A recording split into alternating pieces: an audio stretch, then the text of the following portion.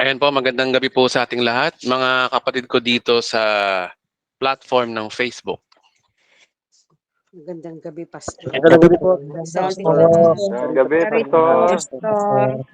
Magandang gabi po from Abu Dhabi. Ayan, Magandang gabi po from Santo Tomas, Batangas. Good evening. Antipolo. Magandang gabi po from Singapore po. Magandang gabi sa lahat. Magandang gabi, Pastor. Magandang gabi po, Pastor, from Cabuyao, Laguna po. Good evening. Good evening po. Good evening. Good evening po. okay, good evening po sa ating lahat, Luzon, Visayas, Mindanao, mula dito sa bansang Pilipinas, patungo sa abroad, na mga Pilipinong nakikinig at nanonood sa ating channel ng Pride of Christ TV. At nagpapasalamat po ako sa Panginoon sapagkat dinako kayo ng Diyos dito para makapakinig po tayo ng salita ng Diyos. At kung alam niyo po yung icon po diyan sa sa palakpak po natin sa Panginoon. Amen. Okay, shout out muna tayo para masaya-saya tayo. Ito, malapit lang ho to, no, sa Kingdom Saudi of Arabia. Shout out sa iyo. Salamat sa mga taga Saudi Arabia. Napakalapit lang ho nito.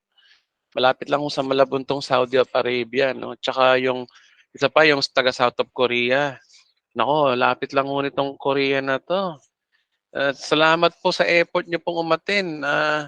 At least di pa rin kayo late kasi kahit malapit lang, taga Korea kayo. Salamat po. Ito medyo malayo to, no, sa Iloilo. Shout out din po sa atin, mga taga Iloilo. Minsan na po ako napunta po dyan sa Iloilo, sa Haro.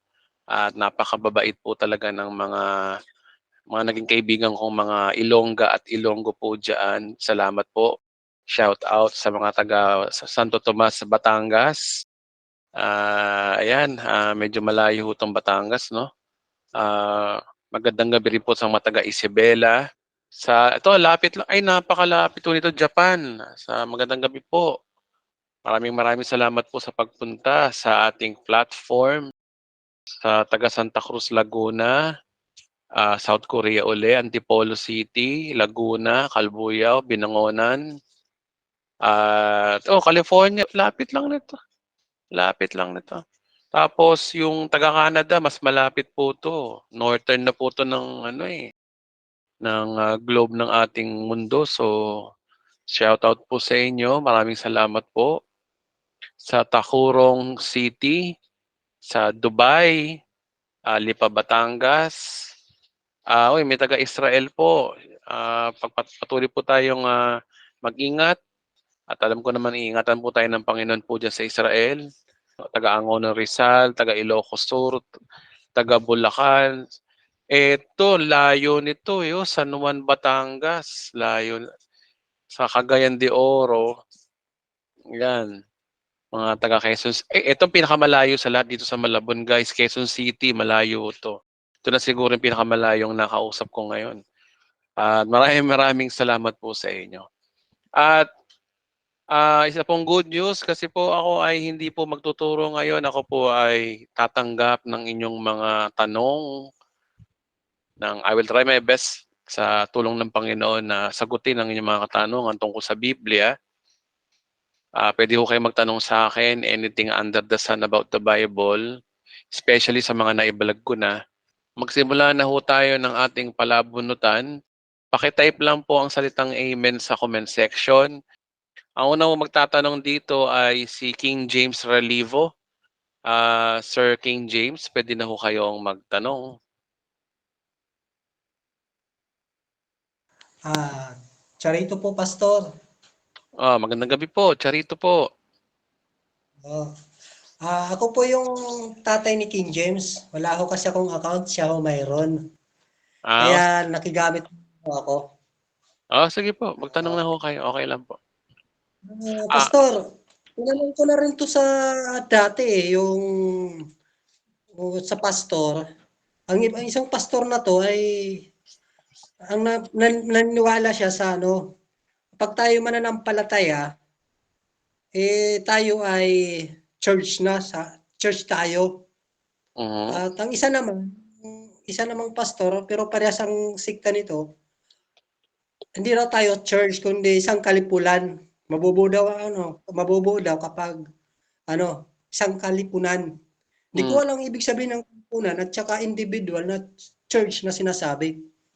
Ano po kaya 'yon? Tingnan natin kung ano yung biblical na simbahan. Diba? Kasi unang binanggit ang salitang church nung panahon ni Jesus Christ. Sabi ni Jesus Christ, sa ibabaw ng batong ito itatayo ko ang aking iglesia. Pero hindi naman nangangahulugan nun na yung iglesia ang magliligtas sa iyo, kundi si Kristo pa rin. At ang iglesyang ito, simple lang naman marami yung mga mga pastor, mga ibang-ibang sekta, yung pinahihirapan ho nila yung sarili nila. Samantalang ang liwaliwanag lang sa Biblia na kapag ikaw ay nanampalataya kay Kristo, kasama ka na sa iglesia. Kasama ka na sa church. If you are believer of Christ, that's it, tapos na. So ang dami pang mga mga terms nila. Saan sa Bible yun? May mga kalipunan pa. Meron pang Kalipunan. katipunan ba? Hindi.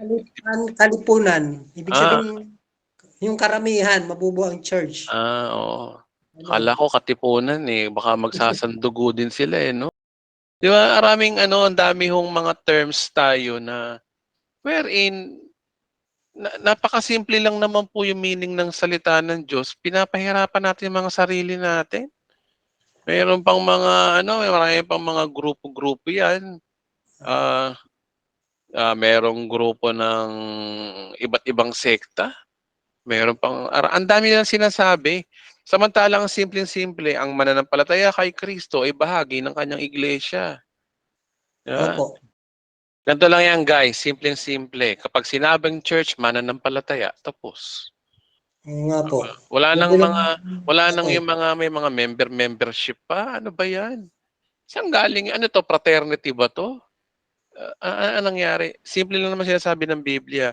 Kapag mananampalataya ka kay Kristo, kasama ka na sa pagiging anak ng Diyos. Ikaw ay anak ng Diyos na at ikaw ay kasama na sa kanyang tinatawag na iglesia.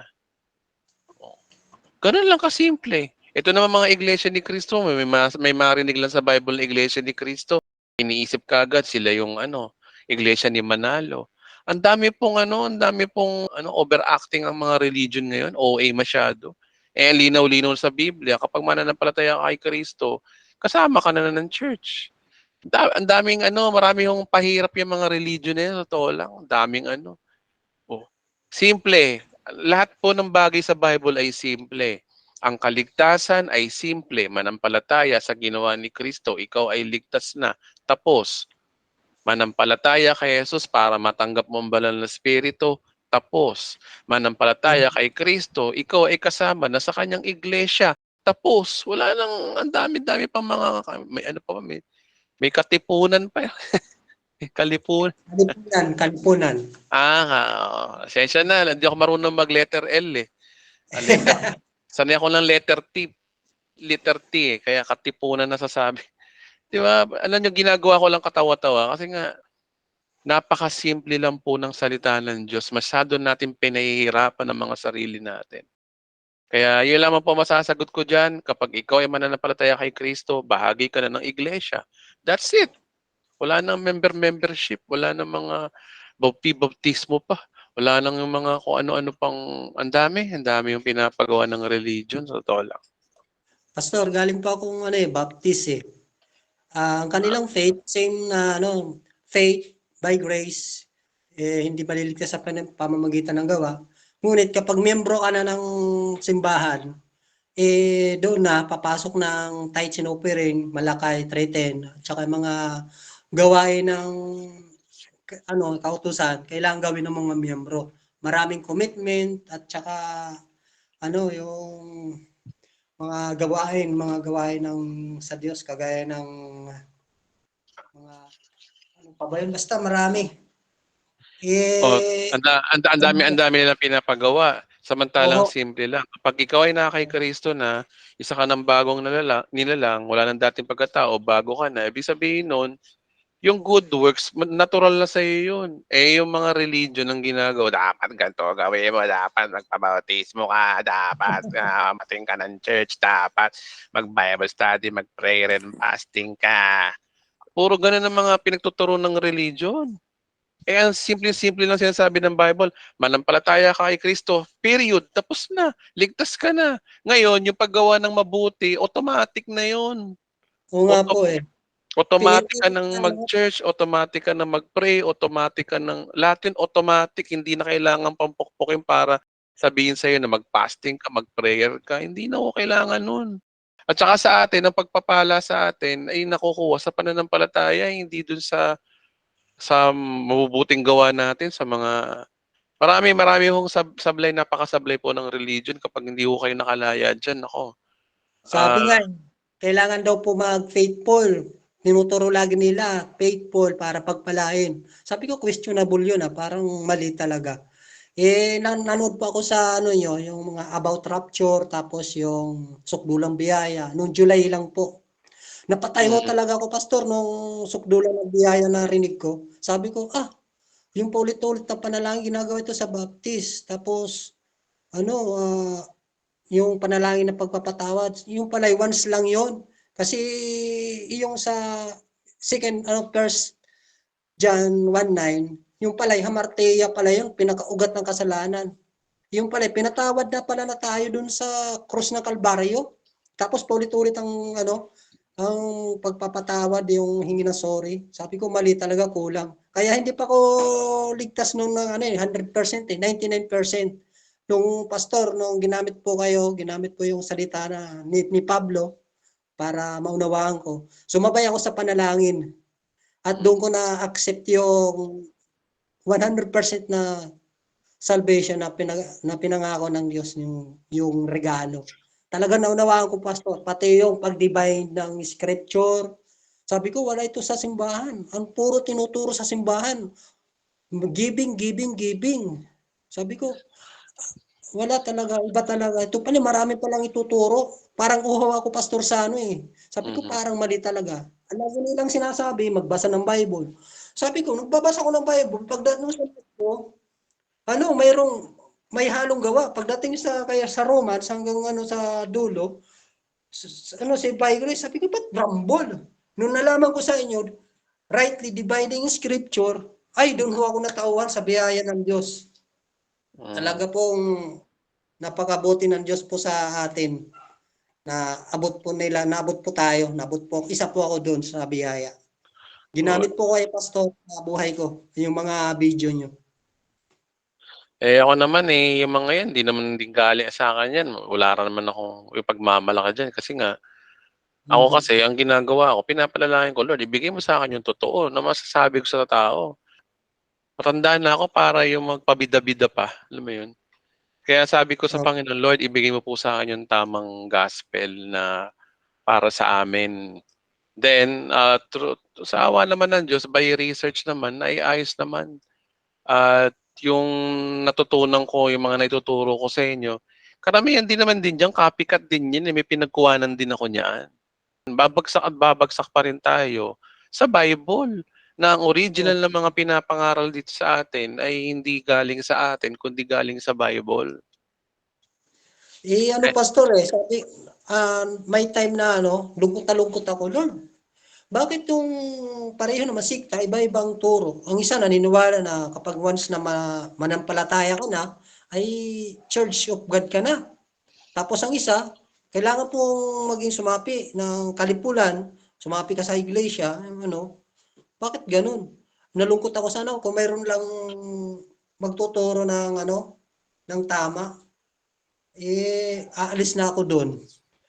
Kaya answer prayer ko talaga, pastor. Manatili ka malaya, kapatid. Huwag ka nang paalipin sa reliyon. Ang gawin mo, patuloy ka mag-aral ng salita ng Diyos. Pag-aralan mo yung mga tinuturo ni Apostol Pablo. Siya yung pastor natin, siya yung apostol natin, siya yung pakinggan natin. Siya ang sinugo sa atin, siya ang totoong sugo, hindi si Felix Manalo.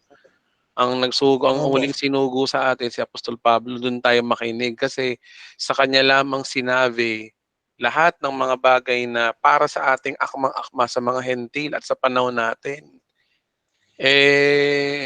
Kapag ang nangyari kasi kapatid, hindi tayo nag-divide ng scripture, lahat ng mga lahat ng kinukuha natin sa Bible, di natin alam, pang-Hudyo pala, noon pa pala, Oo nga po. laos, forfeited na, laos na, Old Testament na. Diba? Pastor, yung Baptist pastor, yung kanilang apostol si Pedro yung Baptist, si Pedro, apostol nila. Kaya pananampalataya. Basta mahalaga kayo, naliwanagan kayo, panalangin nyo na lang sa Panginoon yung mga gusto nyo maliwanagan, panalangin nyo na lang sa Panginoon. Wag ho kayo makikipagdebate mga kapatid. Walang patutunguhan yung debate na yan. Kasi ang debate ho kasi mga kapatid, no, sa totoo lang, nauuwi lang yan, payabangan lang po yan, pataasan lang ng ihi yan, pakarera lang yan Para kang, alam niyo, para ka nagmumotor na nakikipagkarera ka lang, para masabi na magaling ka, na marami kang alam sa Bible. Hindi naman ng Diyos ang na itataas dyan sa debate na yan Sino natataas? Ang galing ni Pastor Edwin, natalo niya sa Eli Soriano. Di ba? Ganun yung mga labanan dyan Parang may nagpapalakpakan pa pag may nagde-debate, parang, ano to? Sports ba to? Ang Bible, naging ano na? Ang Bible, ang purpose ng Bible, para malaman mo lang ang katotohanan, para maligtas ka. Itong mga to, ginawang sports ang Bible. Kulang na lang ilagay sa Olympic yung debate na yan Yeah, parang, alam niyo ba yun? Yan yung yung ganyan tayo pinagluloko ng demonyo pilit tayong nilalagay dun sa bagay na gagawin tayong alipin. At pag naalipin ka na dun, hindi ka na makakawala. Ganun ang ginagawa sa atin. But if you treat the Bible as a word of God and as your reference of your salvation, yun po yung tamang paggamit po ng Bible. Ang Bible po ay hindi rin dictionary. Ang Bible po ay hindi po scientific book, hindi ho siya law book. Yung ibang mga pastor, ginawang law book ang Bible, ginawang, yung mga attorney, di ba, yung mga Article 99 versus 51, People of the Philippines versus Edwin. Ginaganon ng Bible, naging, una, mga kapatid, gusto ko ipaalam sa inyo na ang salita ng Diyos, walang chapter yan, walang verse yan, yung original niyan, nung sinulat yan. Lahat yan sulat. Halimbawa, sulat ni Apostol Pablo kay Timoteo. Ganun lang siya. Hindi nakalagay na 1 Timothy, 2 Timothy, walang ganon. Nakalagay lang siya, sulat ni Pablo kay Timoteo. O, di ba? Alam niyo ba yung elementary tayo, kapag tayo nagsusulat tayo ng tamang liham, di ba? May naka-address, body of the letter, o di ba, yung consent, tsaka may PS pa, o kaya tapos yung pagpapaalam.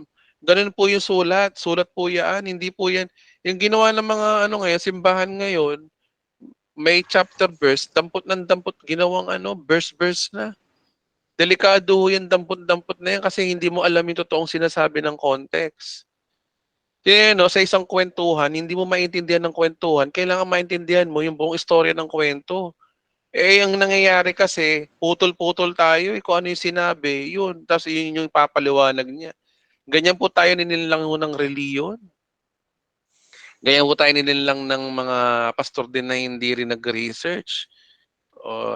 Basta yung mga Amerikano dito, nagdatingan, amen ng amen yung mga pastor.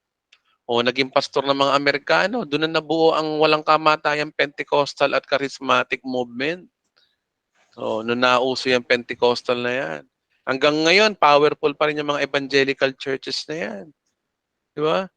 Ano turo nila? Perverted. Nawawala ang kaligtasan.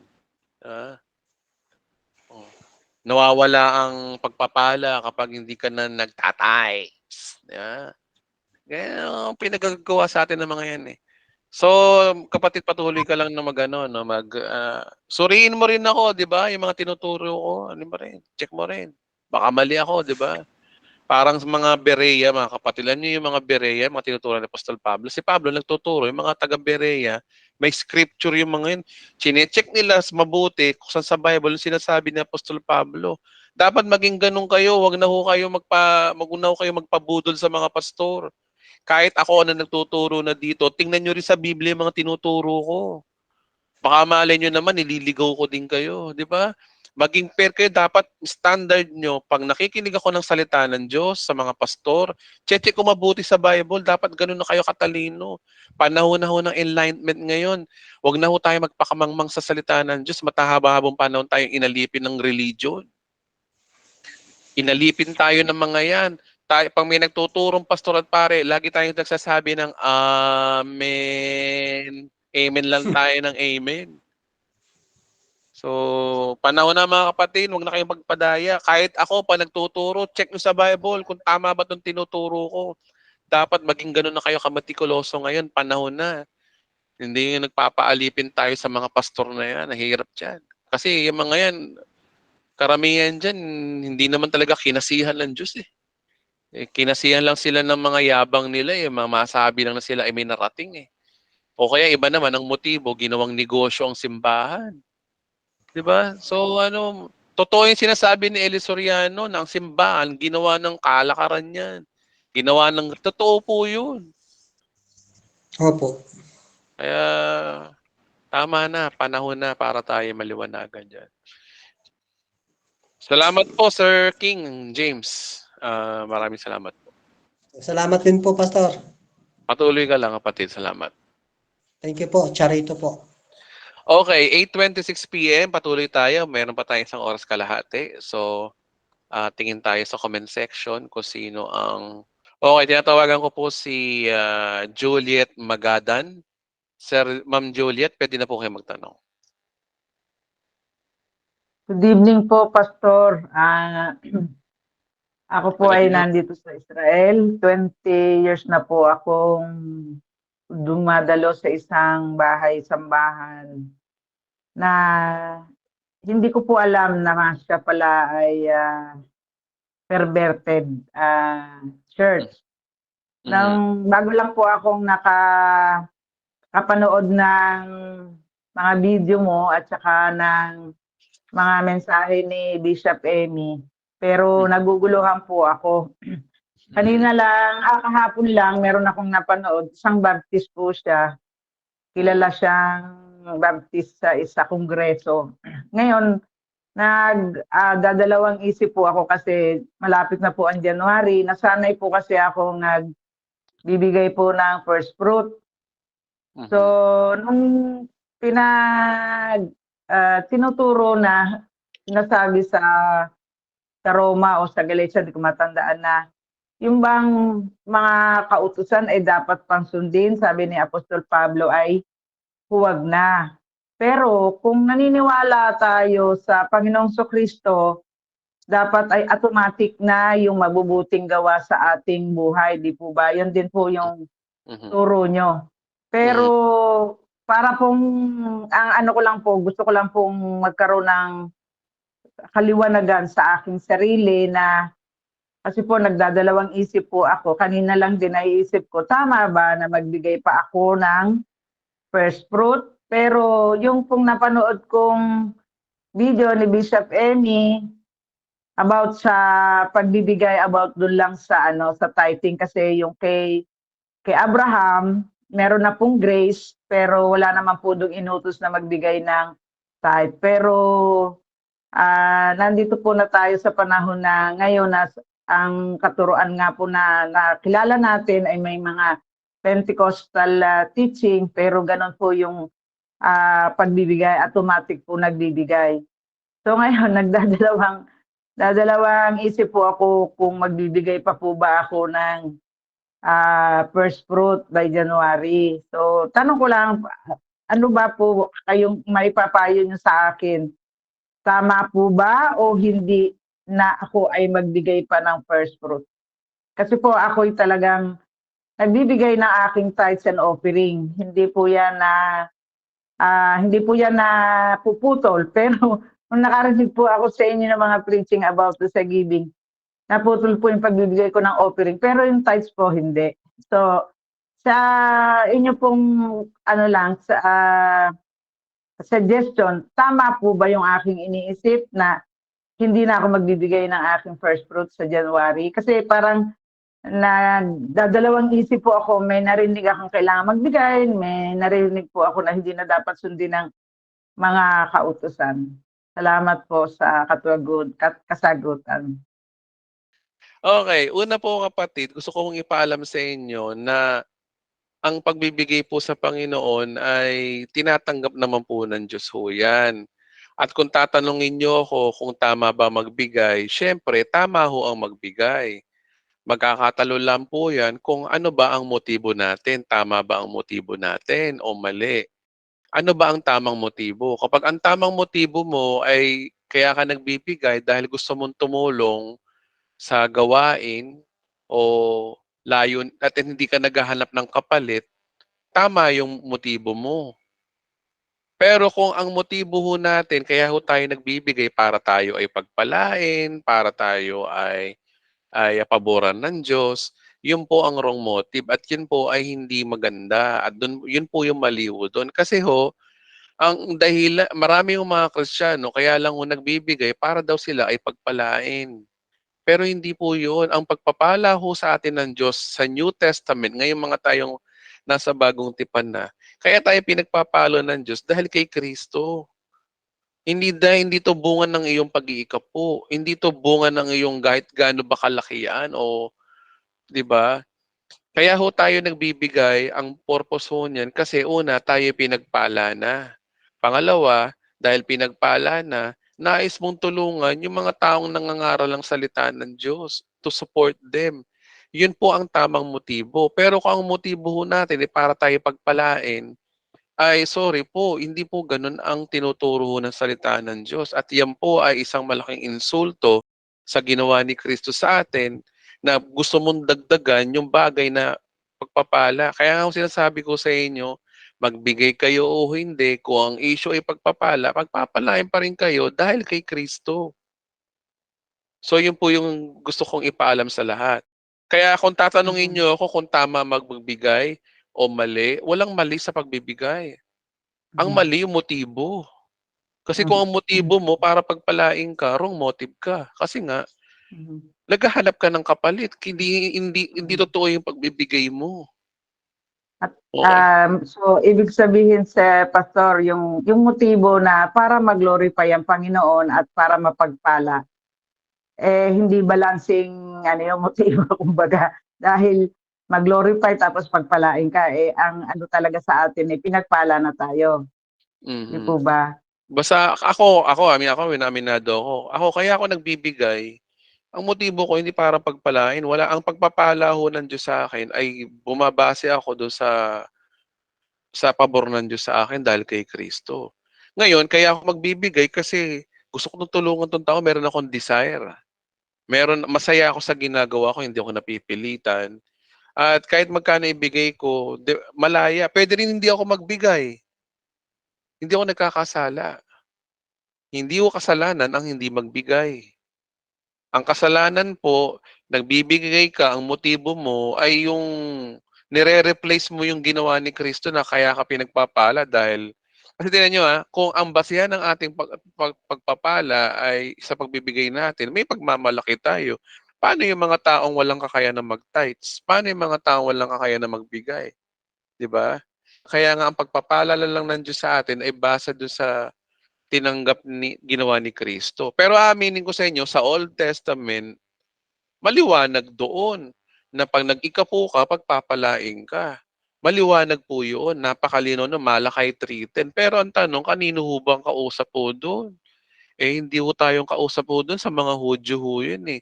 Tsaka pangatlo, kung babalik pa tayo ng timetable sa pinakasimula sa panahon ni Abraham kay Melchizedek, si Abraham nagbigay ng ikapo. At si Adam at Eva naman, si Abel, balik tayo, matras pa tayo ng timetable, meron silang tinatawag na first fruit. Ang purpose ng mga ngayon, pasasalamat sa Diyos. At yun po ay hindi po ginagaya o iba kasi, "Uy, nag-first fruit si Abraham, kailangan mag-first fruit din ako." 'Di ba? O kaya, "Ay, nag-ika po si Abraham, gagayahin ko siya para pagpala." Hindi ho gano'n. Ang 'yun ay conviction ni Abraham ng Diyos sa kanila. Hindi natin dapat ginagaya yung tayong gaya-gaya. Puwede naman nating gawin 'yun, pero yung 'wag nating ikahon yung sarili natin, iko-quote natin, "Si Abraham nga, eh." 'Di ba?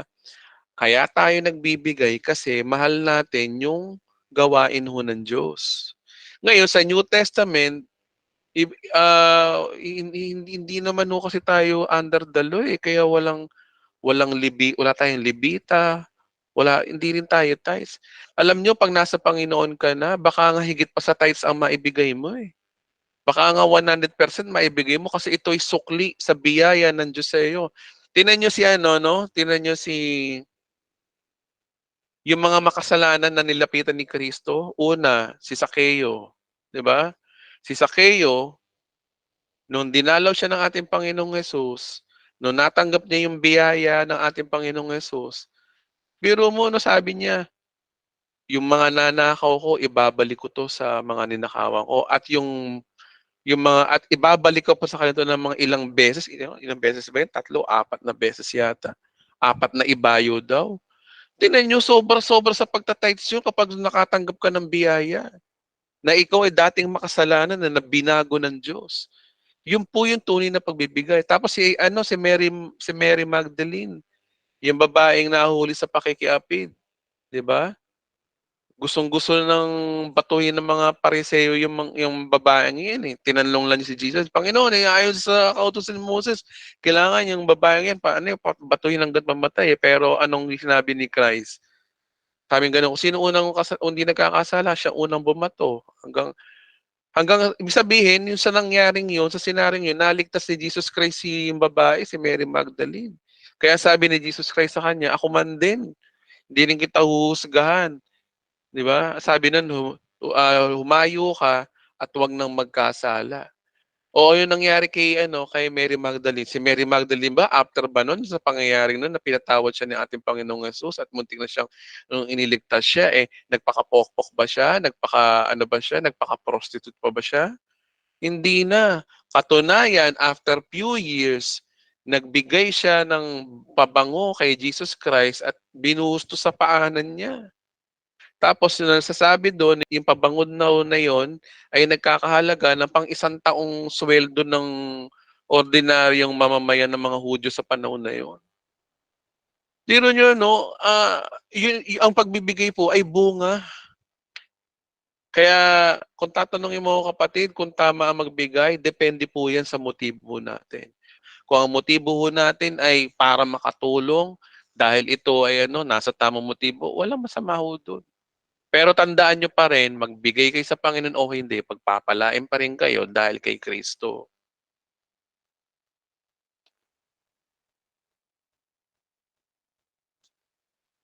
Amen po ba, Sister Juliet? Nandiyan pa ba si Ma'am Juliet? Opo, opo. Nauunawaan ko. Kaya lang po yung nalinawan po yung sa motibo. Pero ang motibo ko po talaga ay to glorify God. No? Hmm? Kaya lang po dun sa maraming utos dun sa Old Testament na maraming offering. No, yung isa na po dun sa offering na yun yung sa first fruit. Kaya gusto ko lang pong maging kampante yung kalooban ko para ang pagbibigay ko ay maging kalugod-lugod sa Panginoon. Yun lang po. Hmm, Salamat po. opo. Lahat po ng ginagawa ho natin, Ma'am Juliet, kalugod-lugod po sa Diyos. Kapag na kay Kristo ka na, kalugod-lugod na ang lahat ng ginagawa mo. Magbigay ka o hindi, nalulugod pa rin ang Diyos po sa inyo. Kaya tandaan niyo po, ang pagbibigay po natin ay hindi po yan nagbibigay ng kaluguran sa Diyos yan. Ang nagbibigay ng kaluguran sa Diyos, yung pananampalataya mo sa kanyang anak. Kaya ho tayo nagbibigay, hindi para malugod ang Diyos, nagbibigay ho tayo kasi nais nating kalugdan ng tao. Para sa tao po yan. Kasi bakit ko nasabi na hindi yan counted sa Diyos, tandaan po natin, lahat po ng mabubuting gawa po natin, kahit ipagmalaki pa natin na tayo nagbibigay sa Diyos, ay basura pa rin po yan sa mata ng Diyos. Masakit po ang katotohanan. Yung pinagmamalaki natin, tithes and offering natin, Panginoon, para sa iyo to. Wala, basura pa rin po sa mata ng Diyos po yan kung ipagmamalaki natin yan. Pero kung yan ay binibigay natin para sa kapwa natin o dun sa nangangailangan, mas ukol yun doon.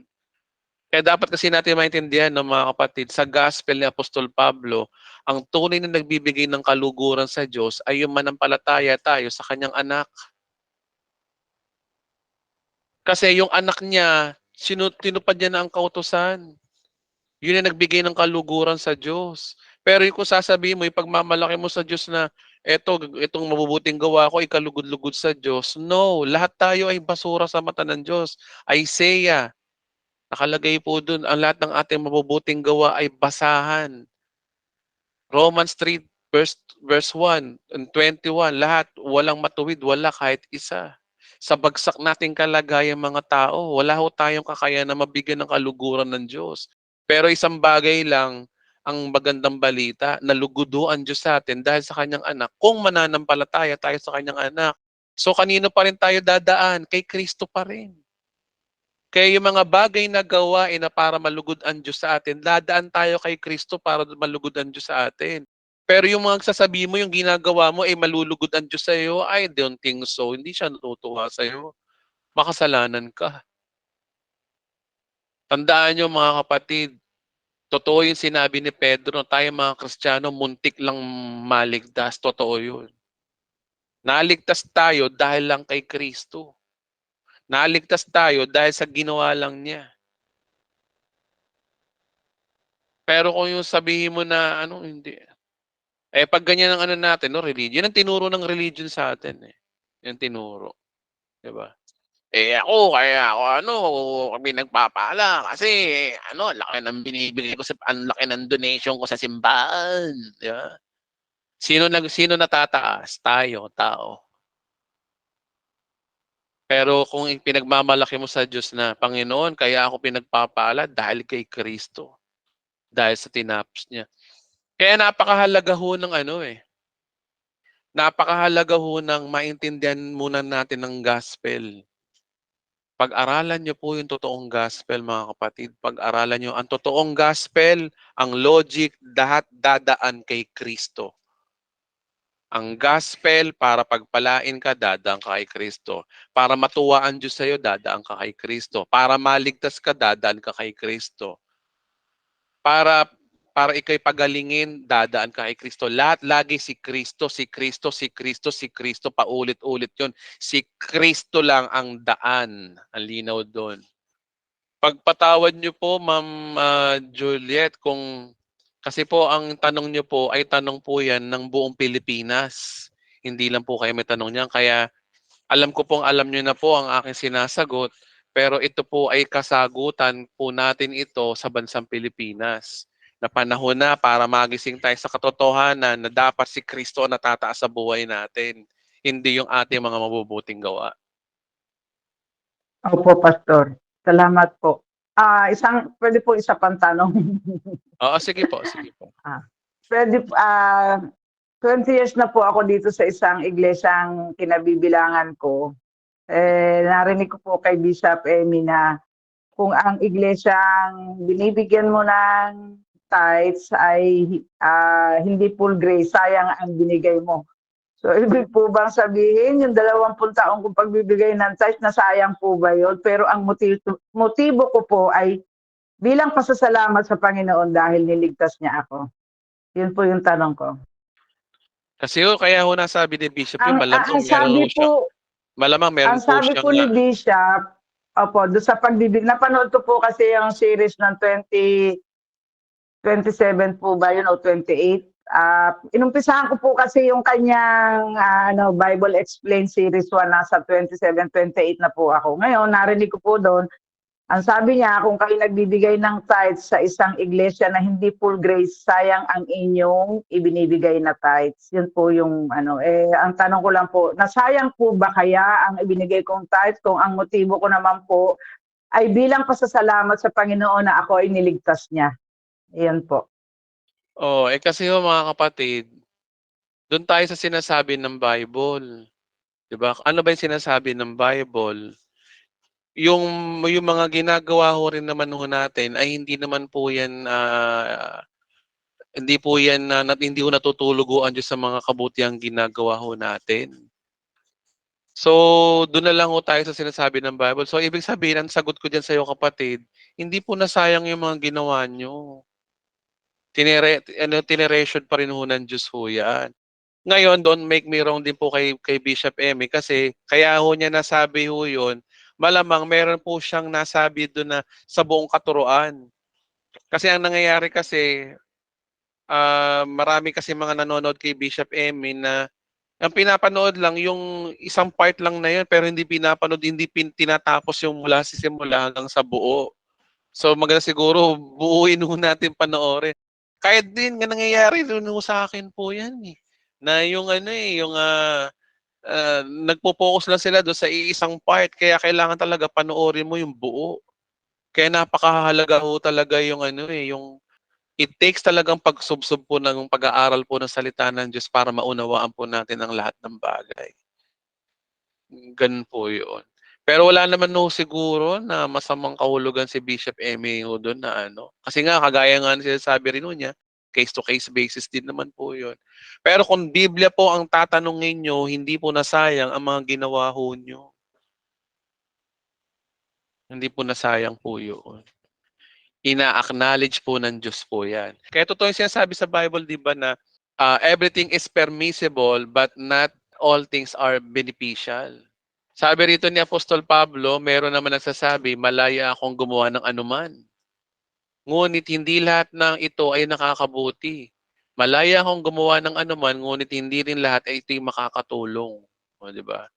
So, yung pagbibigay ho natin, tama ho yan. Diba? Kaya tinanong nyo kanina, tama ba magbigay? Siyempre, tama po magbigay. Alam naman mali magbigay. Elementary nga, alam niya na tama, mali mali yung tama yung nagbibigay ka. Pero ang sinasabi kasi ho rito, yung motibo natin. Na dapat ang motibo natin ay yung isa ay kabubuti ho. Kasi nga ho naligaw ho tayo ng religion Tinuruan tayo ng religion ng by words. Kaya hanggang ngayon may agam-agam pa rin ho tayo dyan. Kaya tandaan nyo na lang ho itong verse na to. Ito masasabi ko sa inyo. Malaya po, sabi ni Apostol Pablo, malaya akong gumawa ng anuman, ngunit hindi lahat ng ito ay makakabuti. Malaya akong gumawa ng anuman, ngunit hindi rin lahat ng ito ay makakatulong. So, yun lamang po yun. Ina-acknowledge po ng Diyos yung kabutihang ginagawa niya. Salamat po, Pastor. So ngayon po, kailangan po pa talaga na kapag magbibigay, siyasatin muna yung motibo. Kung ang motibo ba ay para lang itaas ang sarili o para itaas ang Panginoon. Oo. Salamat Kaya hindi lang naman po sa pagbibigay Sa tuwing tayo ay sa lahat ng gagawin. lahat ng gagawin natin, make it sure na motibo natin para sa Diyos talaga. Hindi yung para sa maitaas sa sarili natin. Kasi talagang sasablay at sasablay tayo pag sarili na tinaas natin. Kaya okay lang po yun. Kung ang conviction sa inyo ay magbigay o magbigay kayo, wala akong masama ho doon. Hindi naman ho kautusan yun. Pero kung ang isang tao ay pipilitin natin na wala naman siyang kakayahan na magbigay at gusto natin ay maging kagaya natin sila, kung ako nga nagbibigay, dapat kayo din. Marami mga churches na ganyan. Ang mga pinagtuturo dapat gawin yung bagay na sa pilitan na. Yun yung sinasabing wala ng kalayaan. Remember, sabi sa Galatia, tayo'y tinawag upang maging malaya, hindi maging alipin ng kautusan. Salamat po, Ma'am. Salamat po, Pastor. God bless po, Charito. Tanong na lang po ulit tayo next week. Okay, so 8:51 p.m. Maraming salamat po. So 8:51 p.m. na po tayo ngayon. Entertain pa po tayo sa pang tanong. Yung mga nag-amen, no? Nag-amen si Ireneo Layug. Ireneo Layug, pwede po ikaw magtanong. Hello, good evening.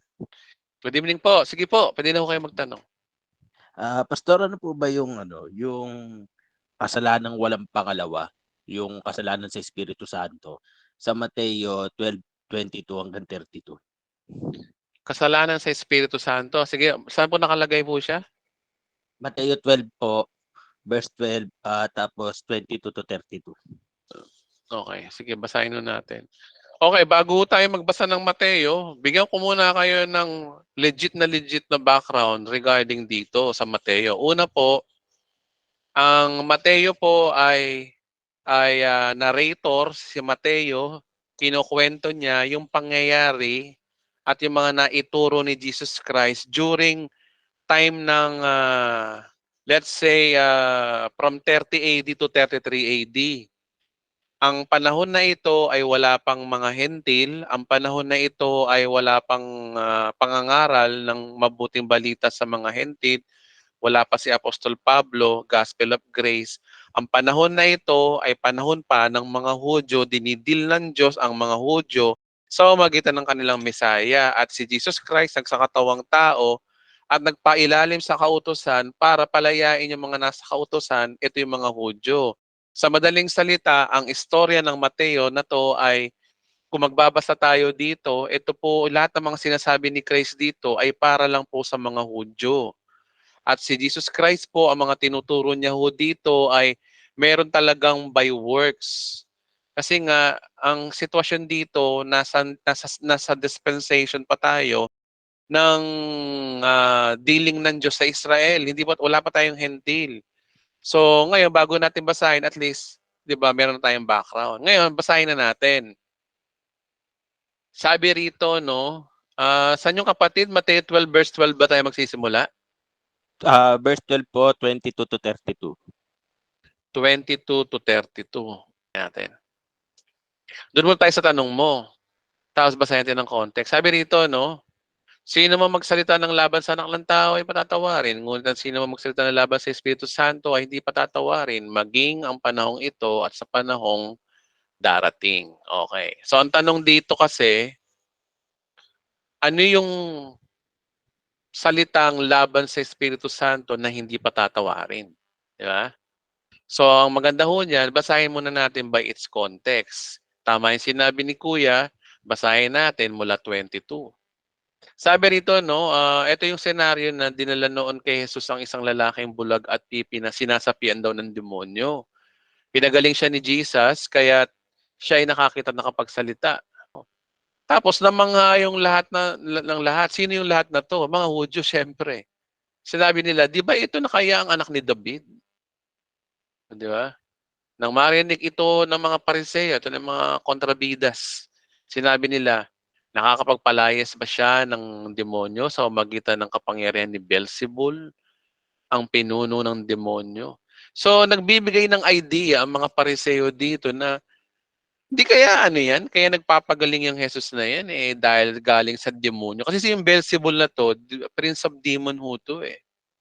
Pag sinabi yung Beelzebul, tingnan natin sa Greek, no? Sabi sa Greek, Prince of the Devils, Beelzebub. So, ito po ay Beelzebul. Ibig sabihin, a dunggod, parody. Pag sinabing dunggod, langaw. Mabahong Diyos. Ayun ang tingin nila kay Jesus Christ, mabahong demonyo, parang ganon.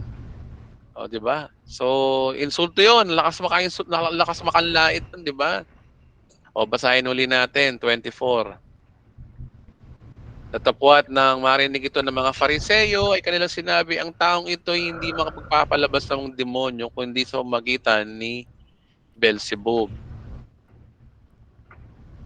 Batid ni Jesus ang kanilang iniisip. Nabasa ni Jesus, iniinsulto niyo ako eh. Kaya ito yung sinabi niya.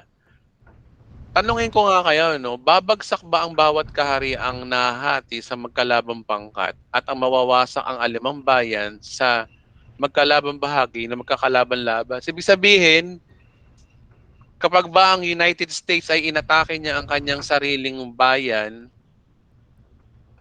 makakatulong ba yun sa bayan niya? Siyempre hindi. Inatake mo pwede bang atakehin mo yung sarili mo? Hindi. Kakampi mo yung sarili mo eh. Di ba? Kasi kung sarili mo atakehin mo, kung ang US ay, alam mo, ang laban ng US, Russia, pero ang binomba ng US, yung lugar din nila, yung US din, ano makakatulong nun? Sino mananalo? Ang mananalo, Russia, kasi nga, plug attack yung ginawa nila. So, ganun din dito sinasabi ni Christ. Pwede bang maglaban si Satanas sa kapwa niya Satanas? Kinakalaban niya ang kanyang sarili. Paano ngang mapapanatili ang kanyang kaharian? Sabi, yun ang sinabi ni Christ. Pangalawa, kung ako ay nagpapalayas ng mga demonyo sa pamamagitan ni Beelzebub, sino naman na nagbigay ng kapangyarihan sa inyong mga tagasunod na makagawa ng mga iyon? Sila na rin nagpapatunay na maling-mali kayo. Kaya ito yung nag-trigger kay Christ kung ba't niya nasabi to.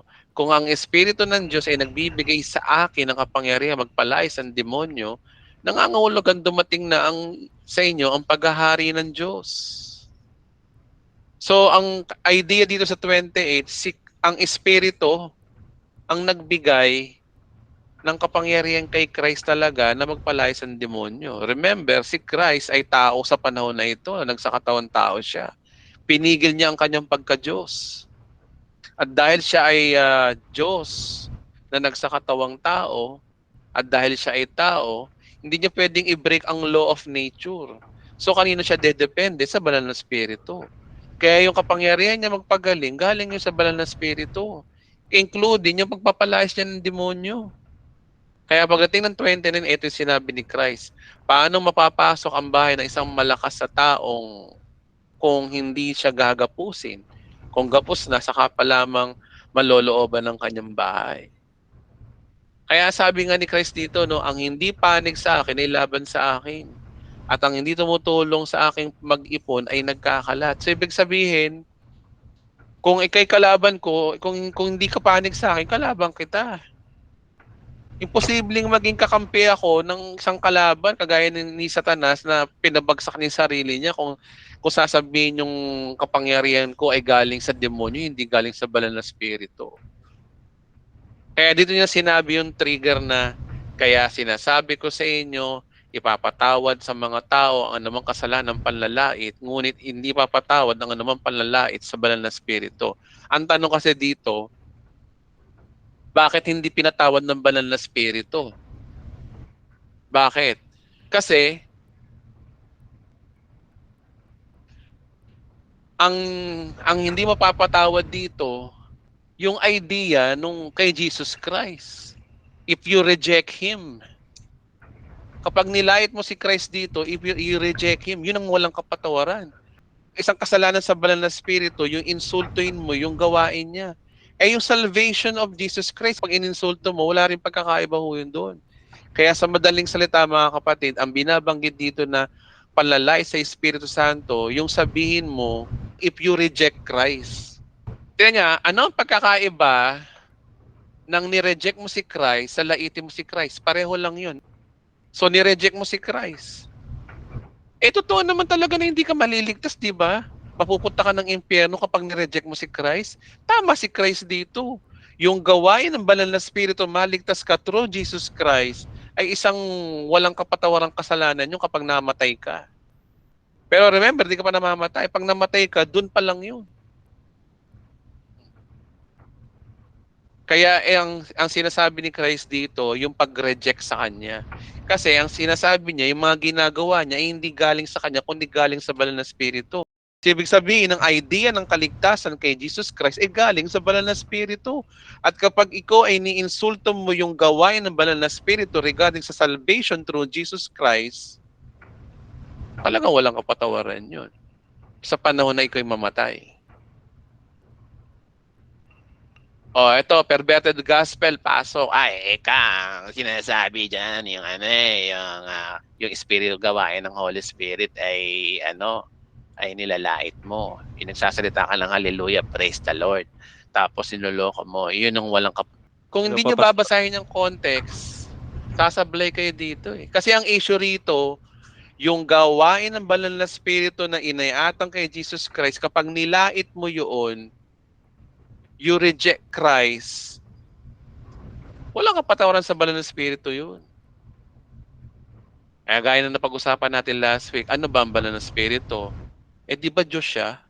Yan po yung tamang interpretation dyan according sa context. Kasi ang context po dyan, yung sasabihin mo na gawain ng Diyos, gawain ng demonyo, pag-reject mo kay Jesus Christ, talagang maiimpyerno ka talaga. Ano kasi Pastor Remy nagsasabi kasi na yan daw po yung mga pagkain daw ng dugo, binigte, tsaka hinandog sa Diyos-Diyosan. Ano tawag sa mga ganong mga ngaral yung dumadampot ng verse? Harmonetic ba? O opposite nun? Di ko matandaan kasi. Eh, saan ang pagkain dito? Wala naman nabanggit na pagkain dito, kapatid eh. Opo, Kung yun po yung babasahin mo yung Mateo 12:30, hindi kayo nagugutom na ho kaya sila? Kasi Di ko alam. wala, kapatid, wala namang pagkain akong nabasa rito. Tingnan Oo nyo, nga. no, after ng panlalait, ngunit ipinapatawad, ano mang panlalait sa Espiritu Santo. At sino man magsalita ng laban sa anak ng tao ay patatawarin. Ngunit ang sino man magsalita laban sa... O nasa na, maging papanahong ito at nasa magpakailanman na wala pang pagkain binabanggit dito, Brad. Oh. Oo nga po eh. Kaya po naitanong ko sa inyo kasi yung mga mangangaral, ganyan ang turo eh. Kaya naitanong ko. Oo, mahilig silang yung para silang mga tipaklong na kuha dito, kuha dito, kuha dito, kuha dito. Nandun naman sa context na yung sagot. Ano po ba tawag sa ganung mangangaral, Pastor? Nakalimutan ko. Ewan ko kasi alam ko, kayo na nung tumawag, pero sa akin, tawag doon, dampot-dampot Okay. Dampot-dampot verse po yun eh. Masabi lang na yung doktrina nila ay umuukol doon sa Bible. Ginagamit nila ang salita ng Diyos sa kanilang purpose. Yun po yung para lang masabi na tama yung religion nila. Parang gano'n, para maidepensa. Wala ho sa Bible ho yung kapatid na yung ito ay connected sa pagkain. Wala naman pong pagkain ho kasi rito eh. Kasi yung pinag-uusapan ho kasi rito, yung panlalait kay Christ eh. Yun lang naman po yun eh. Okay po. Thank you po. Amen po, Pastor. Salamat po. Maraming salamat. Salamat po. Maraming salamat po. So, 9:06 PM, mga kapatid, malapit na ho tayong hindi, malayo pa pala, alas 10. So, malayo pa, sa kalahati pa lang tayo. Mga kapatid, isa-isang tanong lang muna tayo para lahat mabigyan natin ng chance. Okay, so, tanong tayo kay Maria Saida Baigornia ba yan? Ano po ba? Bigornia. Teka lang, Pastor. Sige po. Narinig niyo na po ba ako, Pastor? Ayun, ngayon, narinig ko na ho kayo. Good evening po. Magandang gabi din po. Pastor, meron lang kung hindi ko alam kung share ba ang tawag dito. Kasi may napanood ako sa YouTube na ang pangalan ng Diyos Ama, ng Ama sa Langit, na ang pangalan daw is, ang dapat daw, yun daw ay hango sa ancient Hebrew, na ang pangalan talaga ng Diyos Ama is Yahuwah. At ang anak ng Diyos Ama, ang pangalan daw talaga ay Yahushua, na si Jesus Christ. Ngayon, hindi yun yun sa mga ancient Hebrews na doon daw sa ancient Hebrews na wala ang kanilang alpabeto na Jesus Christ wala naman daw J. Yun hinango lang daw yun ng mga modern Hebrew. Ano ba talaga ang kasi dapat daw alam daw natin na ang pangalan ng ating Amang nasa langit. Kasi tayo kilala niya eh. So dapat daw kilala din natin siya sa pangalan. Kasi yung mga pangalan na tinatawag natin na Lord God mga generic or title. Ngayon, ang sabi doon na ang ibig sabihin daw pala ng Lord is Baal. Yun ang ano ko kasi siyempre yun, i-share ko lang, Pastor. Opo. Ah, Opo. ano ba talagang siyempre Ano, kailangan din nating manalangin kung ano ba talagang tamang itatawag natin sa ating amang nasa langit. ma-open po ba ang Diyos kung tatawagin po natin po siyang Ama o Panginoon? Sa tingin niyo ho ba, magtatampo ho ba ang Diyos kung hindi natin mabanggit ang kanyang pangalan? Kung kayo po ang tatanungin ko. Ewan ko din, Pastor. Kaya ako nag-aano din. Tatanong ba? Kung anong dapat talaga? Kasi ho, ganito ho yan mga kapatid. Saan ho sa Bible na kailangan tama ang tawag mo sa pangalan ng Diyos? Saan po sa Bible? Yun po yung una ho doon. Saan sa Bible po yun? Sa parang inano niya doon sa may parang sa Old Testament ba yun yung hindi ko na Oo, kasi ho, Kasi ganito po yan. Tulungan ko po kayo, Ma'am Saida. Yan po ay inutos po sa mga Hudyo sa Israel na sinabi ni Moses na hear ye Israel. So hear ye Israel, here's our God, one God. Yun sinasabi ron. Ang binanggit po roon ay yung salitang Elohim sa Hebreo at sa Tetragrammaton po kasi ng ayun, Hebreo ay tinatawag na YHWH kung titingnan natin kung wala tama. hong vowel sa mga Hebreo. Wala nga. Kaya YHWH. Ngayon, palibasa tayo mga translator, hindi natin kayang bigkasin ang YHWH. Ang nangyayari ho niyan, nilagyan na lang ng vowel. Pwedeng Yung mga Yahweh, modern pwedeng Hebreo ang naglagay daw. Opo. Pwedeng Yahweh, pwedeng Yuo, pwedeng Yowu. Ibig sabihin pwedeng pwedeng ganon. Depende ho yan sa kung paano. Una ko paalam po sa inyo, ma'am, yun po ay inutos lang po sa mga Hudyo. Kailan? Noong Old Testament. Panahon ni Moses. Under the law. Mga nasa kautusan. Ang Diyos nung araw, kapag mali ang pagkakabigkas mo ng kanyang pangalan, at meron pa hong ano ho yan meron po tamang tono ho dun sa mga Hebreo Ayon sa nasa leksiko rin. Kaya nga sila, kapag sila sinusulat nila yung YHWH, nire-rename lang nila na para hindi sila magkamali. Ginagawa na lang nilang Lord, Panginoon, or Adonai sa mga Hebreo. Pero mga kapatid, nasa New Testament na po tayo. Pangatlo, tayo po ay mga Hentil. Pang-apat, ang Diyos po sa panahon ngayon, sa magitan ng kanyang anak, hindi na ho nagtatampo ang Diyos sa atin sa anumang ating mga ginagawa. Ang Diyos po ngayon, sa panahon po natin ngayon, ay bumabase sa ginawa ng kanyang anak. Kaya kapag nanampalataya ka kay Kristo, hindi na ho galit ang Diyos sa tao, hindi na ho galit ang Diyos sa atin. Hindi na ho siya nagdedemand kasi wala ho tayo sa kautusan. Ang tanging hinihingi lamang po ng Ama ay ito, ang linaw.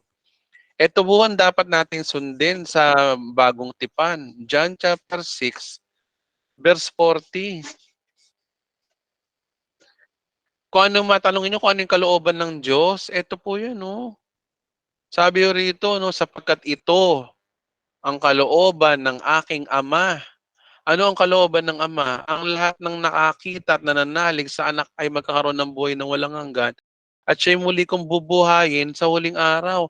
Ito po yung kalooban ng Ama, yung manampalataya tayo sa kanyang anak. Yun lang po, tapos na. Kahit ano pang itawag mo sa Diyos, Diyos Ama o Diyos Anak o Ama, kung tutuusin nga po sa bagong tipan, sa Galatians, sinabi, meron tayong karapatan tawagin ang Diyos na Ama. Sabi sa Galatians chapter 4 verse 6, upang pakilala ko kayo mga anak ng Diyos, pinagkalooban niya tayo ng espiritu ng kanyang anak na tayo makatawag sa kanya daw ng Ama o Ama ko. Yan ang tawag natin sa Diyos ngayon. Na hindi kagaya noon sa mga Old Testament people, pahirapan. Magkamali ka lang ng spelling o maling tono ng tawag ng Diyos, mapaparusahan ka na. Ngayon iba, ito na lang, o ama ko. Kaya ano po yung susundin ho natin, yung Old Testament o yung Bagong Tipan? Di ba? Kaya hindi na na-open ng Diyos kahit ano pang itawag mo sa Kanya bilang Diyos. At saka mga kapatid, hindi naman humatampuhin ang Diyos natin. Hindi ho siya ganun. Hindi ho siya tao. Itong mga pastor na to, ang tingin sa Diyos tao eh. Wag kang ikaw mananalangin na nakatalukbong, kailangan nakabelo ka. Ang daming kailangan nakaluhod ka, kailangan mag-prayer and fasting ka. Ganyan ang ginawa ng religion sa atin. Niligaw tayo doon sa tamang relasyon sa Diyos. Ang nais ng Diyos, pamilya. Nais niya na ikaw ay tawagin niyang anak. Tapos itong mga pastor na to, Lord na Lord ang Diyos. Oo, Lord ang Diyos, totoo yan. Lord siya sa mga under the law. Pero tayo mga anak ng Diyos, iba na. Kaya nga sabi dito, no, nanay, sabi dito, no, kaya't hindi ka na alipin kundi anak. Sapagkat ang anak, ikaw ay tagapagmana ayon sa kanyang kalooban ng Diyos.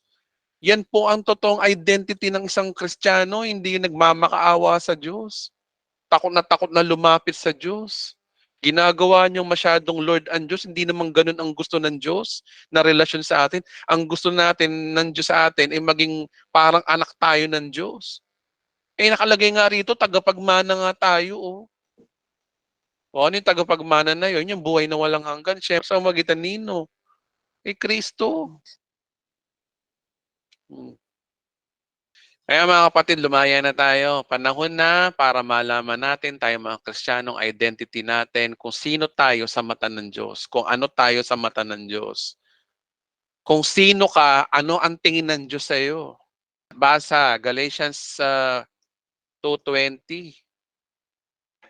Ito ang tingin ng Diyos sa atin, no? Sabi dito, no, at kung ako may buhay, hindi na ako nabubuhay, kundi si Kristo na ang nabubuhay sa akin.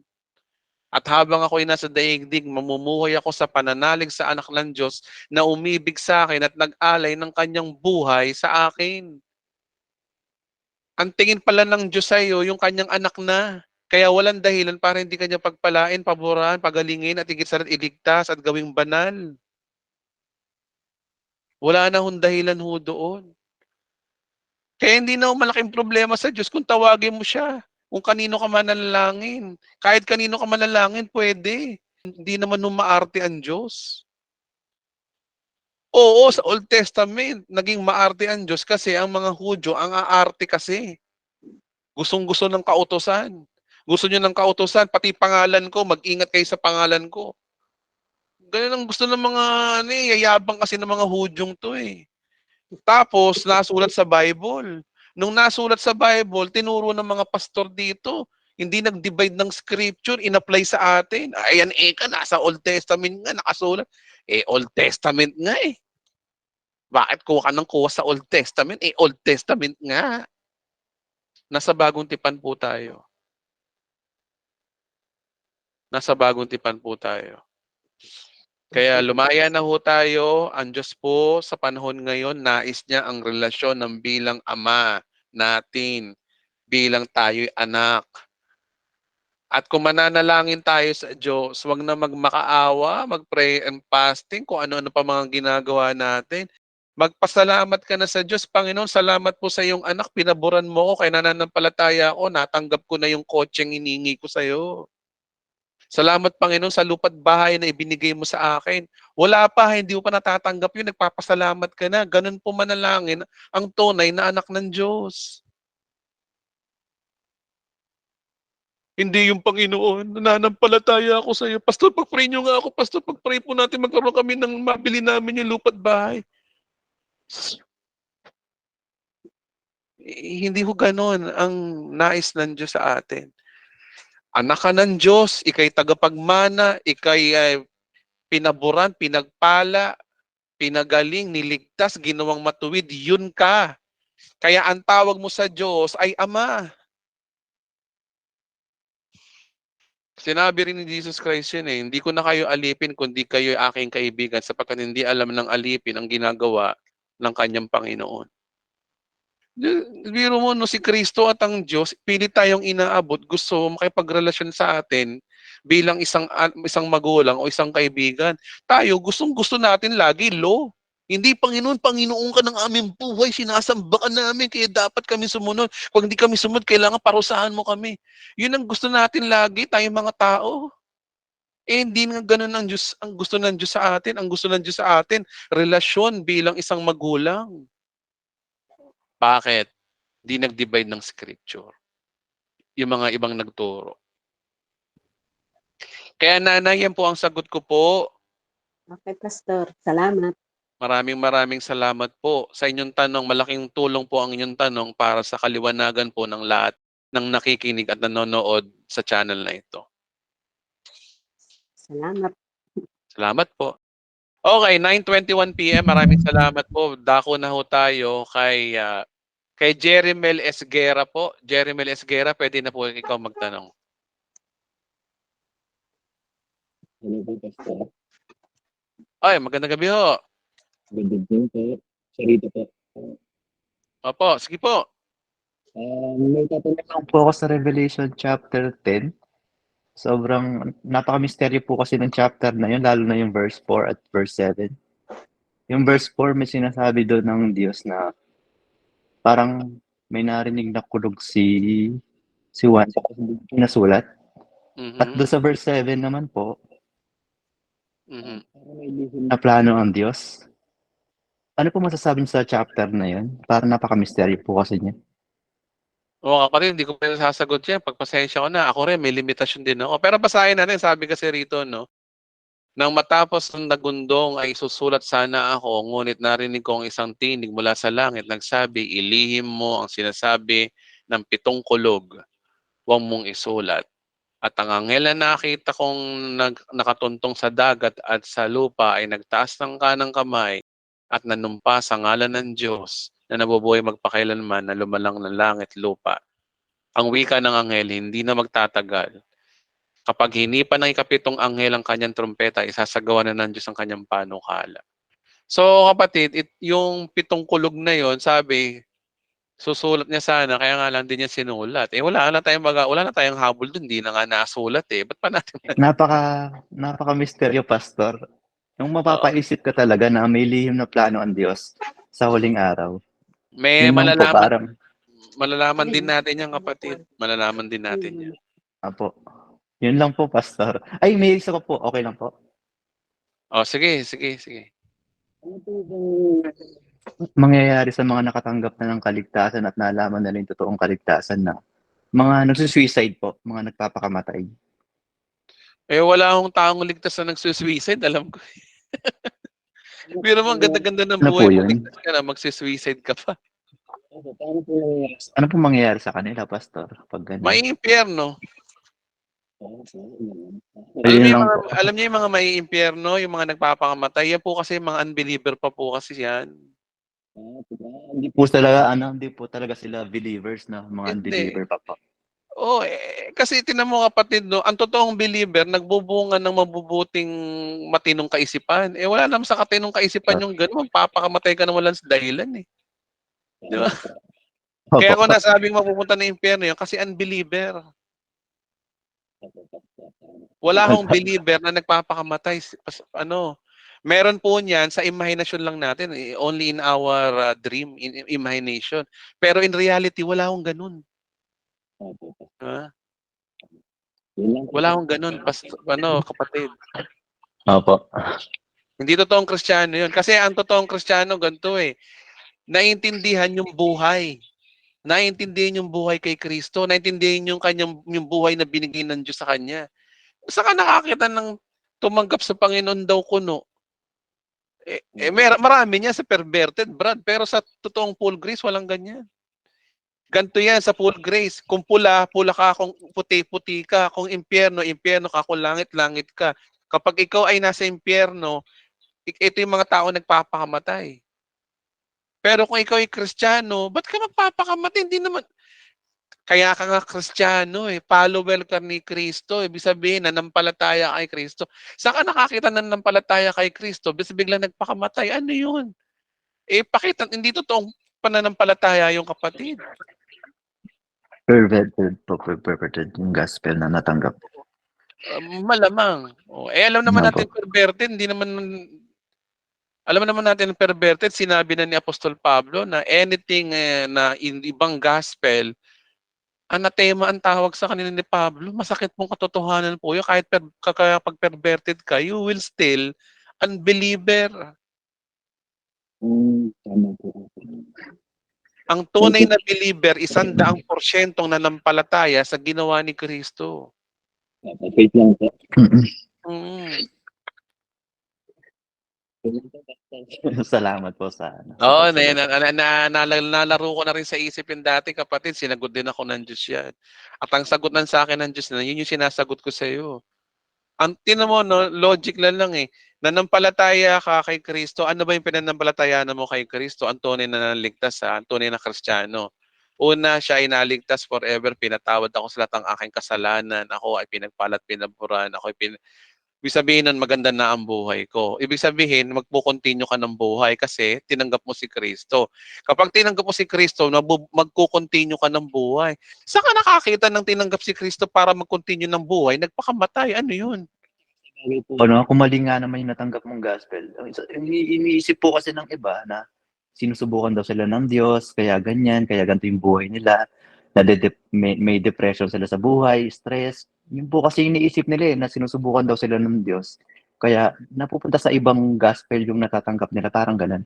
Kaya Tsaka kapatid, nauuwi sa suicide, ito ganun. pa yung mga idea ng mga perverted. Bakit ka susubukan ng Diyos? Ano meron? Sino ka para subukan ng Diyos?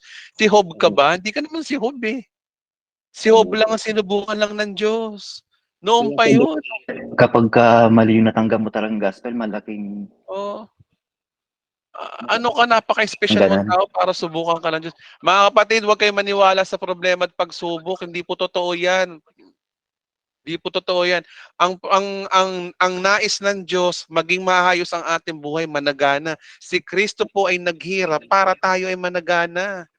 Hindi Amen po. nais ng Diyos na tayo ay maghirap. Hindi nais ng Diyos na subukan ka na subukan para saan? Para ano? Ang turo ng mga perverted dyan, para daw ma-purified ka. Na bilang para ikaw ay matuwid. Ha?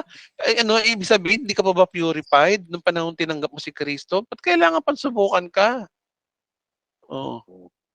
Kasi ang totoo niyan, nais ni Satanas na maging alipin pa rin tayo ng kautusan. Nais pa rin niya na tayo ay maniwala na i-welcome ang problema at pagsubok. Alam kasi ni Satanas na kapag ganun ang paniniwala natin, mangyayari yun. Kasi ang sabi sa Biblia, kung ano yung sinasabi at iniisip nyo, yun ang gagawin ko. Yan po ang isang katangian ng Diyos na dapat natin maintindihan. Kung anong paniniwala mo, yun ang mangyayari sa'yo. Kung ang paniniwala po natin na tayo tatanggap ng problema at pagsubok, mangyayari ho sa atin yan. Subukan nyo to mga kapatid, inahamon ko kayo, isang buwan isipin nyo, panampalatayanan nyo, Lord, hindi ako magkakaroon ng problema mula ngayon. Subukan nyo mga kapatid, tingnan natin kung hindi kayo magka-problema. Subukan nyo ang Diyos. Kasi ang linaw-linaw naman sinasabi sa Bible na tayo pinaburan ng Diyos. Pag pinaburan ka na ng Diyos, lahat ng hinihingi mo sa Diyos, ibibigay niya. Kung hihingi mo sa Diyos na huwag kang dapuan ng problema, mangyayari yun. Ang gagawin mo lang is panampalatayanan. Mapagmahal po ang Diyos natin mga kapatid. Hindi siya ganoon. Kaya yung papakamatay, may impyerno yan kapatid, maniwala ka. Kasi nga, unbeliever siya. Hindi dahil siya yung nagpakamatay, kundi dahil siya ay unbeliever. Tapos namatay siya nang hindi nakakilala kay Kristo. Kaya kung sagot ko dyan, mapupunta talaga ng impyerno yan. Opo. Salamat po sa sagot. Salamat sa Jeremy. Opo. Salamat po. Okay, salamat. Okay, 9:31 PM po. 30 minutes na lang po meron tayo. Magtahanap pa tayo ng magtatanong. Sige, sagutin na natin yung tanong ni Miss Foyland de la Peña. Ay, ano po? Ang Mr. po, Mr. Ay, opo, sorry po. Sorry po. Hindi ko na po ulitin kahit kailan po, promise po. Hindi po, okay lang po, okay lang. Okay lang po. Anak ko po yan, anak ko po yan. Cute ng bata, ano. Ano po, magandang gabi po dyan at hapon po dito sa amin. Hapon. Saan po ba kayo, Sir Foylan? Saan po ba kayo? Sa Abu Dhabi po. Abu Dhabi. Oh, ganda dyan, ha? Sarap dyan. Free country pa rin yan. Sige po, Oo pwede nga na po, po kayong magtanong, sir. Ito po yung itatanong ko. Yung, kasi po meron po akong napanood dun sa, yung kay Bishop. Opo. Tapos sabi niya doon na pinili na daw tayo ng Diyos. Opo. Na pinili niya na yung ano. Tapos, kung pinili na tayo ng Diyos, di ba may free will tayo? Opo. So, paano pa sasama yung paano pa nagkaroon tayo ng free will kung napili naman na tayo? Paano pa papasok yung pagkakaroon natin ng free will? Tayong mga sumasampalataya sa Kanya. Kung alam niya naman na po yung mga tupa niya, tapos alam niya yung mga tupa niya sumusunod sa Kanya, alam niya kung sino sila. So tayong mga tao, tayo mga Pilipino, hintil po tayo. Sige, mamaya ko na lang po siya. Follow up ko na lang po yan. Yun lang po yung tanong ko. Paano kaya yun? Opo. Kasi ganito yan, kapatid, no? Ang tanong kasi rito, kailan ba nangyari yung pagpili? Kailan ba nangyari? Kailan ba tayo pinili ng Diyos? Ang sabi sa Romans, sabi sa Ephesians, ano yan? Teka lang, Romans 8:29 ba yun? Tama, kung di ako nagkakamali. Wait lang, Okay, ito yun, no? Sabi ng Diyos, di ba? Sapagkat sa mula't wala pa'y alam na ng Diyos kung sinong Kanya at mga ito'y tinalagaan niyang maging tulad ng Kanyang anak at sa gayon maging panganay natin siya. At itinalaganan niya nung una pa ang Kanyang tinawag. Ang mga tinawag niya ay Kanya rin pinawalang sala at ang Kanyang mga pinawalang sala ay Kanya namang binigyan ng karangalan. So, ibig sabihin, kapatid, nakita na ng Diyos na kung sino yung pinili niya. Kaya nga lang kasi ang tanong mo, paano yung mga pumili sa kanya? Pero tapos hindi pala sila nakatakda. Ganun ba yung gumugulo sa isip mo, bro? Opo, parang ganun nga po. Parang ganun. Oo, ganun po yun. O kasi ganito yung kapatid, no? Naniniwala ho ba tayo na ang Diyos ay kaya niyang gawin ang lahat ng bagay dahil siya ay Diyos? Tama po ba, Sir Foylan? Opo, tama po. Tama po. Okay. Sa tingin niyo ho ba, Sir Foylan, alimbawa, kayo po ay pinanganak ngayong November 26, 2023 at naborn again kayo ay November 26, 2030 at wag naman po sana mangyari, no? Pero wag na sana after 100 years pa bago tayo mamatay. Sa tingin niyo ho ba, kaya ho bang mangyari na nakita na ng Diyos ang dulo ho ng buhay ho natin? Opo. Alam niya na. Kaya. Alam niya na. So, ibig sabihin, alam na niya na kung tatanggap ka o hindi. Dahil sa iyong free will. Tama ba ako, kapatid? Okay. Ang free will po, tinanggap mo si Kristo, halimbawa, November 26, 2023. Nakita na ng Diyos yun, no, sa simula pa lang bago palikayin ng sanlibutan. Nakita niya na yun. Diyos yan Kasi tandaan niyo po, ang Diyos po ay hindi kagaya natin mga tao. Ang Diyos po iba ho ang kanyang oras. Tayo, meron tayong taon, dekada, buwan. Sa kanya, walang oras. Hawak niya ang oras. Labas siya sa oras. Siya nga may gawa ng oras So, ibig sabihin, dahil nakita na ng Diyos ang dulo ng buhay mo, sa simula pa lang bago likayin ng sanlibutan, sinulat na niya ang pangalan mo sa aklat ng buhay, kaya nakatakda ka na. Pwede ba mangyari yung kapatid bilang Diyos? Tingin mo. Hello po. Sir Foylan, sa tingin mo, kaya ba ng Diyos gawin yon? Na kahit sa panahon na nililikha pa lang niya ang sanlibutan, nakita niya na ang dulo ng buhay mo? Na may ipapanganak na isang Foylan de la Peña noong 19 ganto-ganto at nagbinata at tumanggap kay Kristo noong November 26, 2023. Sa tingin mo, kapatid, hindi ba niya kayang makita yon sa simula pa lang? Kaya po, kaya. Oh. Yun po yung nangyari ho. Nun. So, ibig sabihin, nagawa natin ang ating free will, tinakda na tayo. Nagawa rin ng Diyos na maitakda tayo. So, ganun po ang pag-harmonize po ng salita ng Diyos. Kasi sa totoo niyan, ang Diyos po kasi nakita niya na ang dulo ng buhay ho natin. Kaya sa simula pa lamang ng kanyang pagka-time, parang time travel sa panahon natin. Ano? Na alam na niya yun eh. Sa simula pa lang, nalikhay ng sanlibutan. Alam niya na may ipapanganak na Froilan de la Peña ng gantong taon, tatanggap ng gantong taon, at mamamatay ng gantong taon. Alam niya na lahat, hindi lang ikayo, lahat po tayo, nakita na ng Diyos ang dulo ng buhay natin.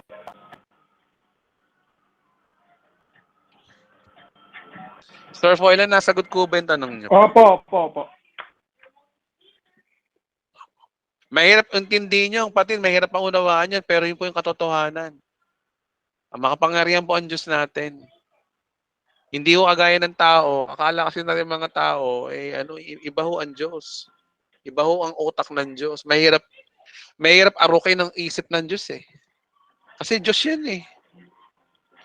Kaya yun po yung katotohanan po noon. Kaya nangyari na may pagpili ang Diyos, nangyari din ang pagpili din ng tao.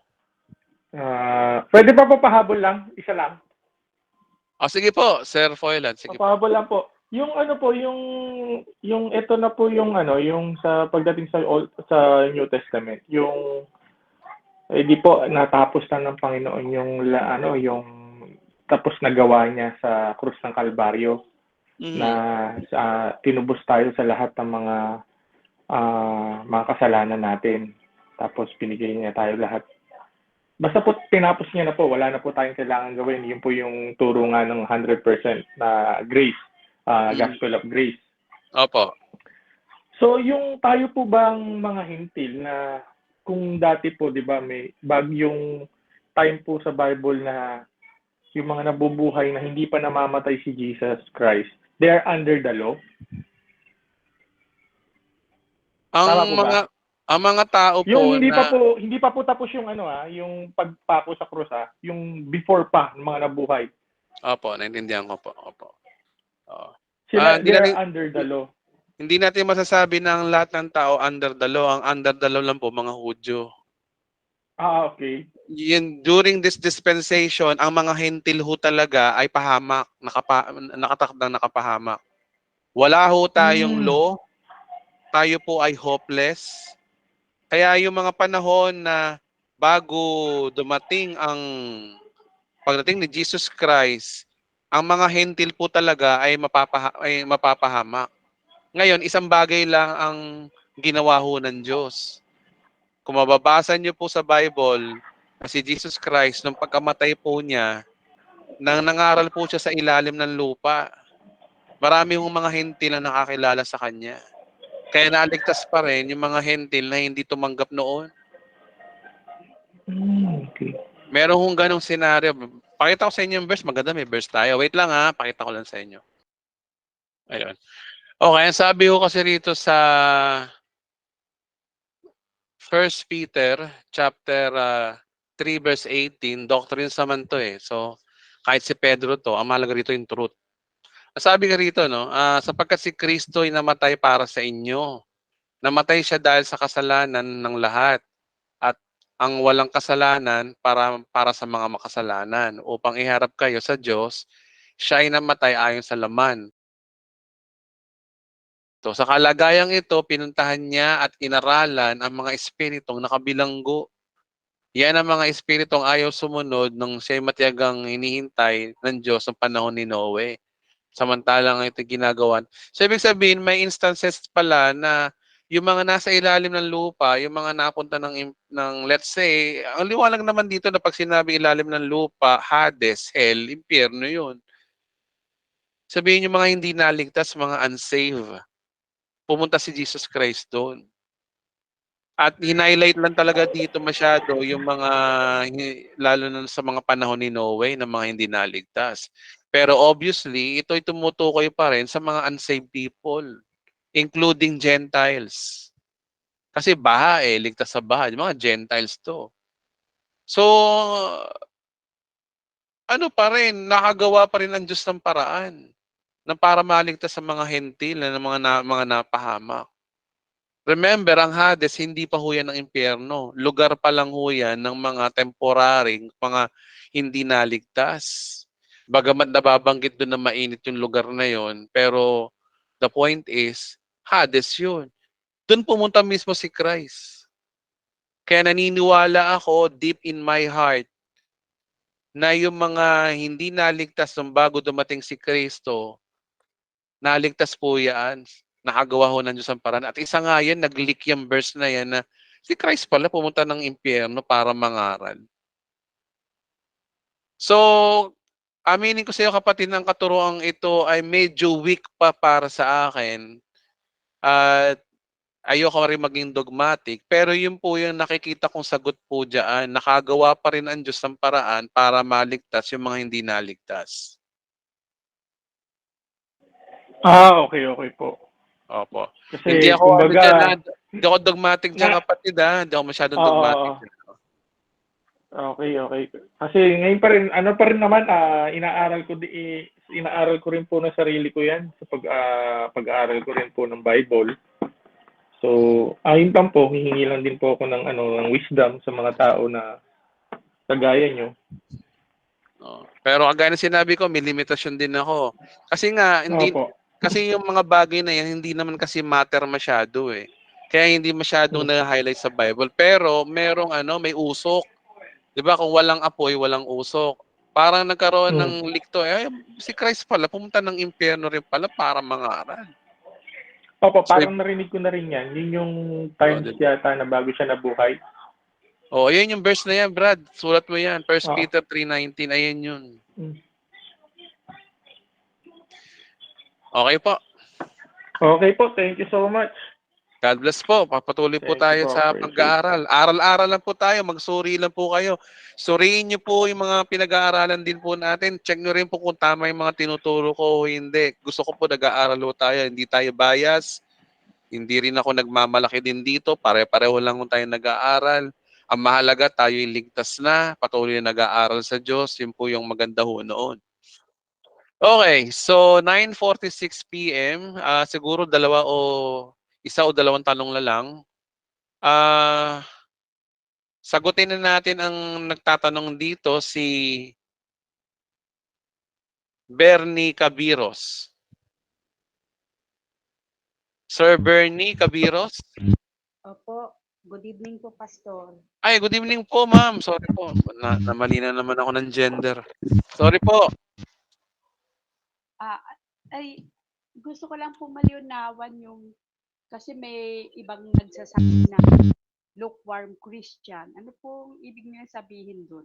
Kasi ang ginagamit nila yung sa Revelation 3 na yung sa you are neither cold nor hot. I will spit you out of my mouth. Yung sabi daw ni Lord. Lukewarm Christian. Sa Revelation po yan, Mother. Ganito po yan, Ang Revelation po ay prophecy book. Opo, prophecy book po yan. Yan po ay propesiya para sa mangyayari sa simbahan. At gagaya na pag-usapan natin sa part 10, part 2 ng Katapusan ng Mundo series, pinag-usapan na ho natin yan dyan.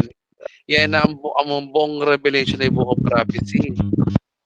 Kaya wala pong, in reality, pwede rin meron nung ganyan, pero hindi yan applicable sa atin. Ngayon, kasi kapatid, hindi mo pwedeng i-apply ito ng Christian living kasi nga, prophecy to ng mangyayari sa sa huling part ng church.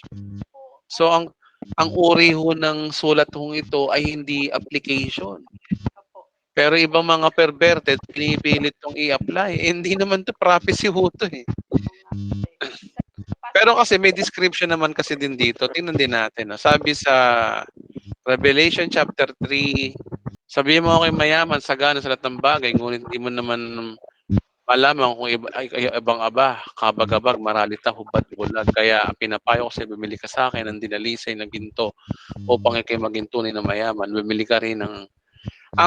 Ang tinutukoy po dito, kapatid, ay yung Kristiyano sa mga huling araw.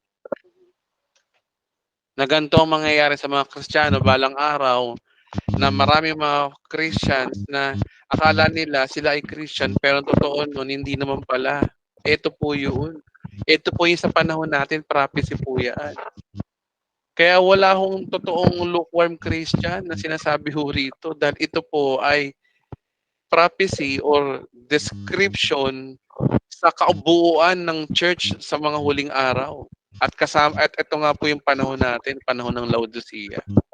Kasi po noon, pastor, nung bago pa lang akong Christian, hindi naman ako active sa ministry. Actually, hindi ako nag-i-involve sa ministry kasi sa family ako lang ang Christian. Tapos youngest pa ako. Para bang na-persecute ako. So, parang nililihim-lihim ko pa na Christian na ako. Kaya hindi ako nag-i-involve sa mga ministry. Meron pong nagsabi sa akin, pero ibang church po siya. Iba rin yung church na inaatinan ko. Sinabihan ako na kasi siya, very active siya sa ministry. Sinabihan niya ako kasi na ganyan na lukewarm Christian ka kasi wala kang ginagawa para sa ministry. Ganun po. Kaya parang naano ako, alam niyo ba, yung nalungkot ba, ganun. Kasi nga po parang nahihirapan din ako mag-ministry dahil hindi nga accepted sa family. Yung parang sinasabi nila ng family ko, dito na tayo sa pagiging Katoliko, tapos parang ako daw ay naging protestante. Kaya, Yan po yung nangyayari ho dyan eh. May faction po ang Christianity, inahati-hati sa grupo-grupo. Hindi naman ho kasi ganun ang tinuturo ng Biblia. Ang tinuturo na ho ng Biblia, pag mananampalataya ka kay Kristo, ligtas ka. Ako kapatid, ito maraming matitisod sa sasabihin ko, maraming magtataas ang kilos sa sasabihin ko. Paano kung sabihin ko sa inyo na may mga Romano Katoliko na maliligtas din? Paano kung sabihin ko sa inyo may ligtas na Iglesia ni Cristo? At paano kung sabihin ko sa inyo na hindi kayo porke kayo born again, ligtas ka na? opo nga po eh. Di ba? Kasi depende yan kasi sa sa kung paano ka nanampalataya kay Kristo, kung paano yung natanggap mong gospel. Pero sa family ko kasi mas sila kay Mary. May co-redeemer, co-matrix nga tawag nila eh. Ganon. Sabi nila sa akin, lalo na yung eldest namin, talaga mga devotee kasi sila ni Mary, sabi sa akin, kayong mga born again, hindi daw naniniwala kay Mary. Ang sabi ko naman, ginagalang namin si Mary kasi servant din siya, tsaka ginamit siyang instrumento para ipanganak ang Panginoon. Pero sabi ko, ang tagapagligtas, si Kristo pa rin. Siya pa rin yung nagbigay ng kanyang dugo, nag-alay. Sabi, basta pag wala daw ina, walang anak. Pag wala si Mary, wala si Jesus Christ. Hindi na lang ako nakikipagtalo. Kasi mahirap po talaga. Mas sila, sa bahay namin, maraming mga ribulto, picture ni Mary. Yung mahirap pong sharean. Mahirap po yan talaga. Ang tanging magagawa lang yun, ang pinaka-first base nyo dyan, yung madala nyo sila sa pananampalataya sa ating Panginoong Yesus, hindi kay Mary. Pero pag nire-reject nila, actually, hindi nila nire-reject yan. Nire-reject nila yung gospel mismo kay Kristo. Yun nga lang, wala tayong magagawa ho ron. Kasi choice nila yun eh, na i-reject yung gospel eh. Mas pinaniniwalaan kasi nila yung sabi-sabi ng kanilang religion o ng nakagisnan o tradisyon kaysa doon sa sinasabi ng Bible. Hindi nga po nagbabasa ng Bible, puro lang, rosary. Kasi bata pa kami, pa lang ako, 5 years old, tinuturuan na kami ng mag-rosary. Pero hindi naman din talaga ako religious kaya... Ako rin naging Katoliko ng araw, kaya alam ko yung turo nila eh. Yun ang problema ho. Tandaan niyo po, kahit anong religion, kapag hindi na nanampalataya kay Kristo, alam niyo na kung saan pupunta ho yun. Kasi ang liwa-liwanag naman kasi, John 3:18, ang hindi nanampalataya sa anak, ay hinatulan na. Parang nga rin kasi ang turo sa kanya, perverted din po eh. Actually, hindi ho sila perverted. Other gospel ho talaga sila. Other. By works sila eh. Walang grace sa kanila. Kailangan mabait para maligtas. Kailangan maging ganito. Maraming silang gagawin. Manampalataya kay Kristo, pero kailangan sumunod sa sakramento, sumunod sa katikismo, kailangan sa... Marami ho yan. Ang dami. Yun nga, Kailangan...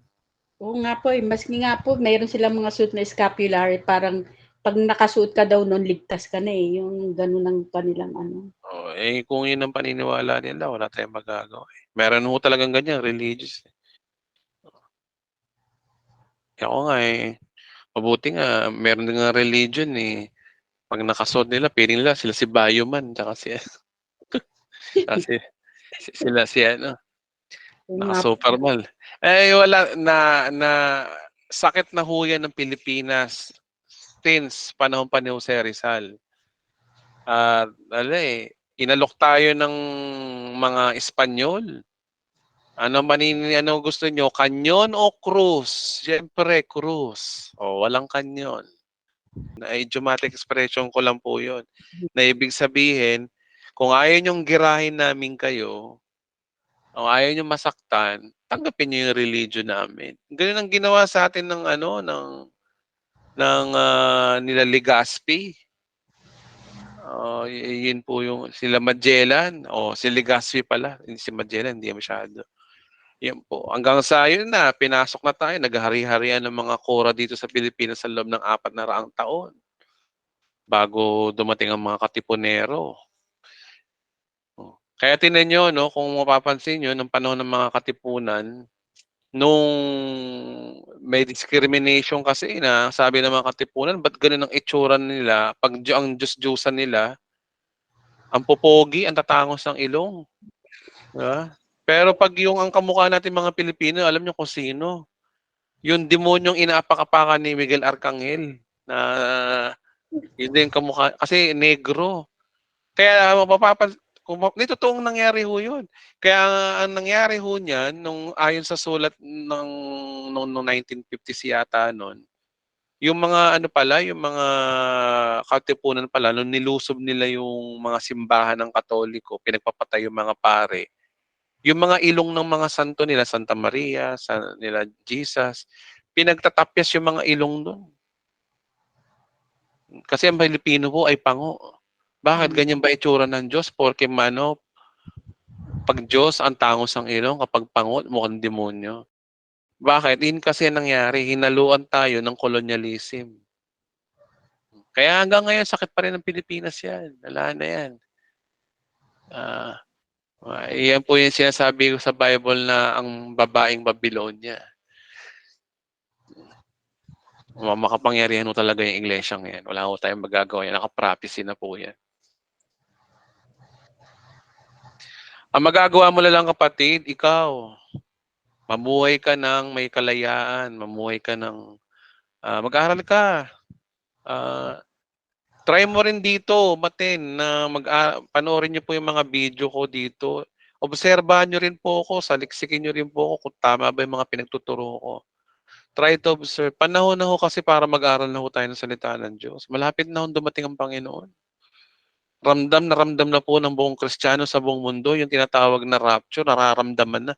Kahit ang mga tao, mga sikat na tao, kaya yung mga anti-government, yung mga Illuminati, sorry sa word. Yung mga anti-Christians. Nararamdaman nila na marapit na mag-rapture. Merong pangyayaring ganyang event. Malapit na. So, mahalaga kayo, pasalamat po tayo sa Panginoon, naliwanagan tayo na maaga. Ang gagawin lang natin, aral pa tayo.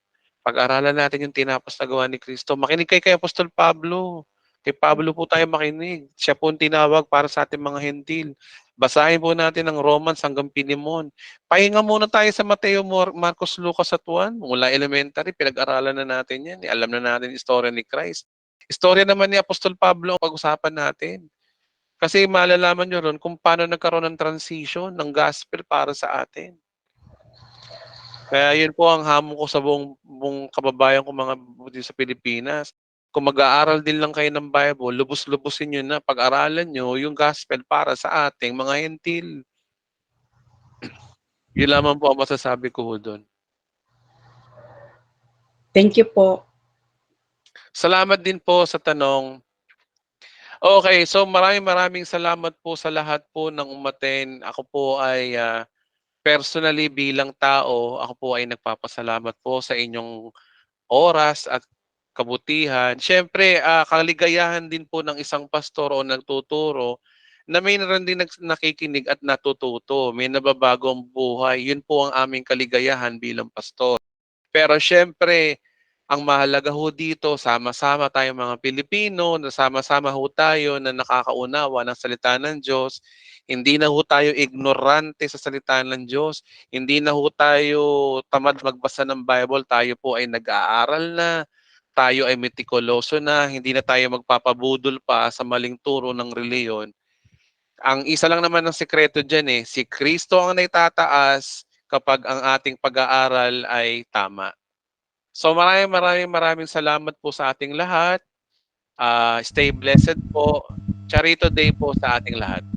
Charito din. Salamat po. Salamat, Pastor.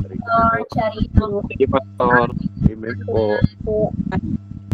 Charito din po. Thank you, Pastor. Salamat po. Salamat po. Bless, Pastor. Salamat po. God bless. God bless you po. Salamat po, Pastor. Thank you po. Thank you so Thank you much. po. Always. Thank you po, Pastor. Lahat. Good night po sa lahat. Good night sa lahat. Good night, Mami Angie. Thank you.